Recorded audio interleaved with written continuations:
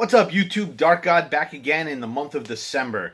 Done with the October Horror Movie Challenge. I basically took the month of November off to catch up on my DVR and TV shows that I didn't watch during October. But I decided that one of my favorite genres or subgenres of horror is actual Christmas horror movies. I love Black Christmas. I actually like it's a guilty pleasure for me, the remake. There's a bunch of other ones, and just it feels like it's a subgenre I actually haven't watched a lot of films for.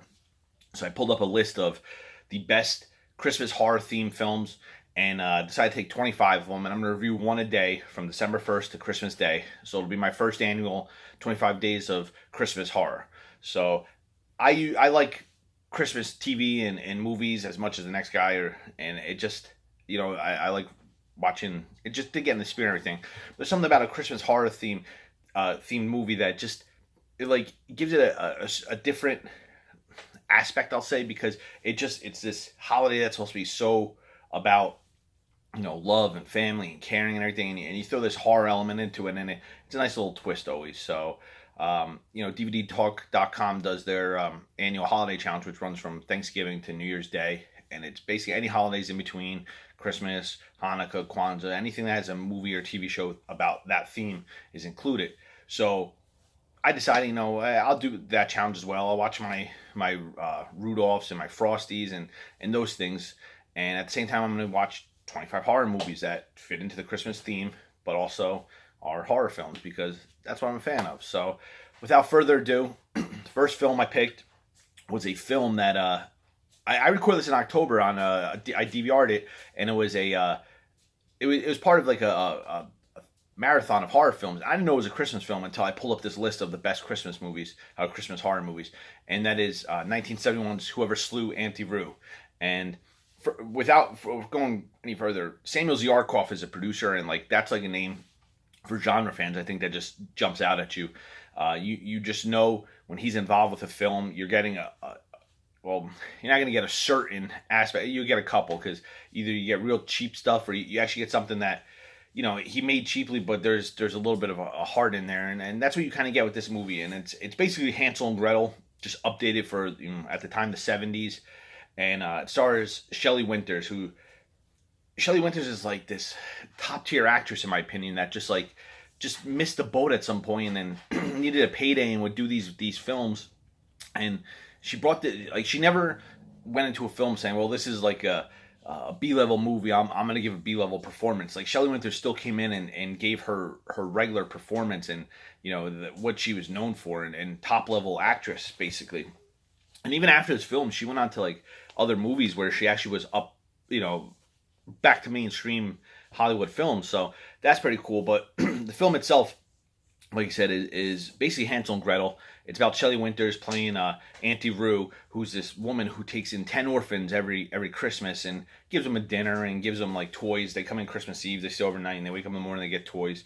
So these two orphans that don't get picked as the 10, they sneak in and everything. And the daughter looks like Auntie Rue's deceased daughter, who died a few years earlier, I believe. And there's some circumstances where her husband was leaving, and the little girl was sliding down the railing and fell and hit her head or whatever and passed away, and it made Auntie Rue deteriorate mentally. So on the outside, she's this caring, loving woman, but inside she's got her dead daughter stored upstairs, mummified, and she sings lullabies to her every night to put her to sleep. And it's in this little hidden room that you have to go through her closet to get to.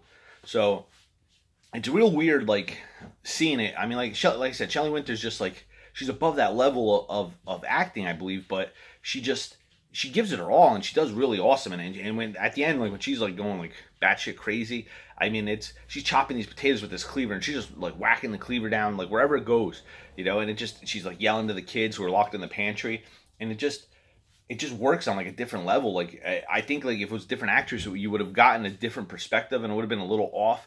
She just brought something to that character that just it helped it along, and it definitely. I mean, you get a lot of Christmas cheer in it. No, I mean, I don't want to say Christmas cheer. You get a lot of Christmas references.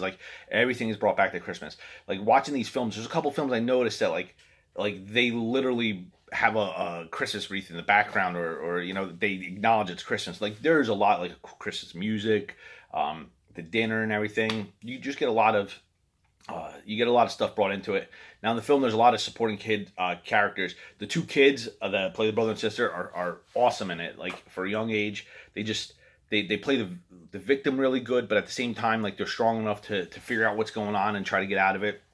And I don't know a lot of the actors and the actresses in it. Her butler plays this like kind of like this scummy guy who in the beginning you kind of see he works for her, but then like you realize he's like taking advantage of her, and at the same time he's like taking advantage of the kids and everything.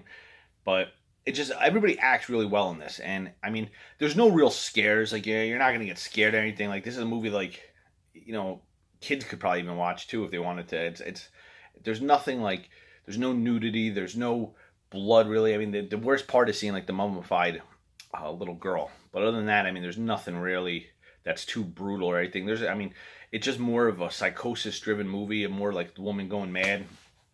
It follows like, reading up on it, it was supposed to be like following the suit of like whatever happened to Baby Jane and Hush Hush Sweet Charlotte, with that like that matriarchal character that you know kind of is driven insane and becomes this like evil person.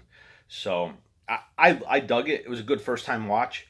I give it like a 6 out of 10. You know, it hovers right around that point. You know, it could go a little lower depending, because like I said, really is no scares in it. Like, it's just more psycho creepiness, I guess you could say. But hey, first film in, and it wasn't a bad one. It was a good first watch, and it had like the whole Christmas aesthetic down.